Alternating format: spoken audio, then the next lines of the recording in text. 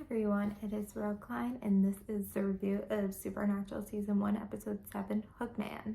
If you are new here, I'm doing like a recap and review of every episode of Supernatural. It is also early in the morning and I'm tired, and I actually watched this episode like 5 days ago, but I haven't had time to do this video.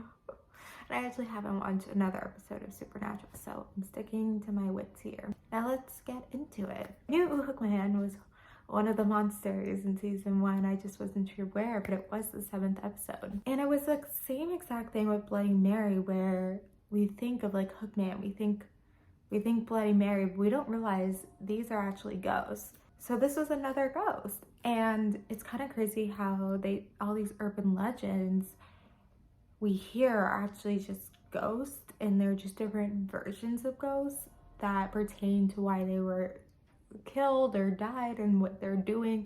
So different urban legend. So I feel like, you know, we have our clear monsters, and then we have these urban legends that end up being ghosts. I feel like Supernatural is doing a really good job with every single episode kind of showing more of the lore with different monsters and different elements with ghosts, and a little bit here and there, obviously, because I've watched this series before. It is kind of getting my head like, oh, what do I know and what do you just learn watching it the first time?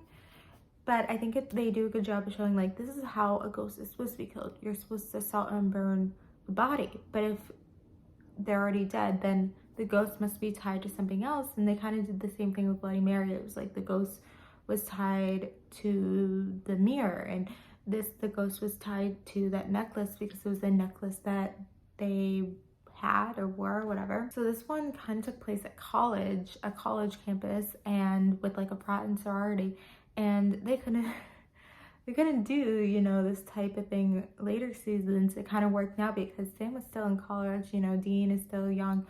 So with Bloody Mary, they were like in high school, but this one they were in college, the people. So that way, you know, Sam was able to have love interest, I guess. Thus far, it's kind of been just like Dean, and I think it makes sense because of everything with Jessica. And it's kind of like, now that it's like time has passed, like it's time for him to move on. So it's like, it makes sense that like it's finally time for like Sam to have like the love interest, I guess.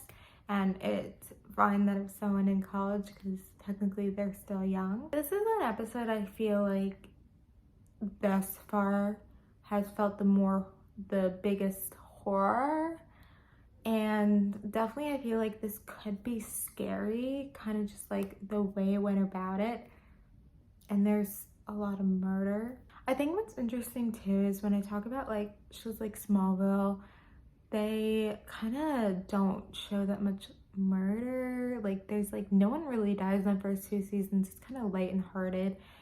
And I'm trying to think with like other shows like the Vampire Diaries, I feel like there is murder in the first few seasons, but it's not as bad.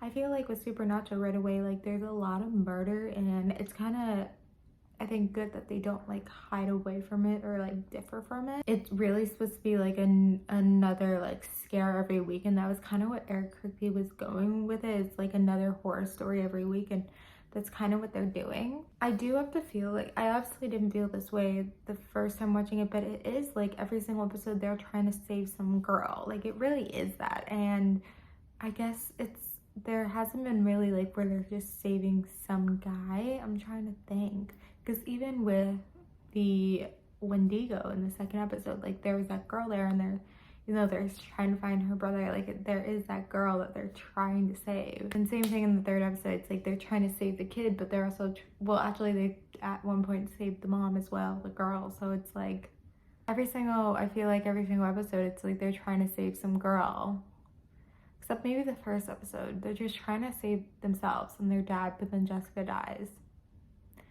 So it's kind of like we're kind of looking at it like at a critical point, like when is it going to like show, because it's not just about like man has to save a woman, like that kind of element. It's just like showing woman is like weak is kind of what it is, and that they need to be saved, not like necessarily like men are being the heroes here, but like women need to be saved, they're the ones that weak. And so it's kind of like, why aren't they showing men ever having to be weak or stuff? Because if they're obviously showing these two brothers, these two hunters, as being the ones who save people and are heroes, why is in the end it's only women who are put in danger? What is that saying?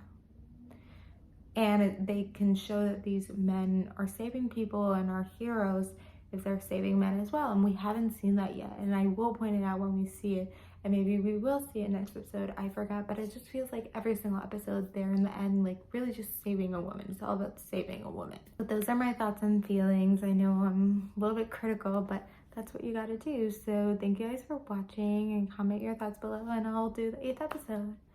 Bye.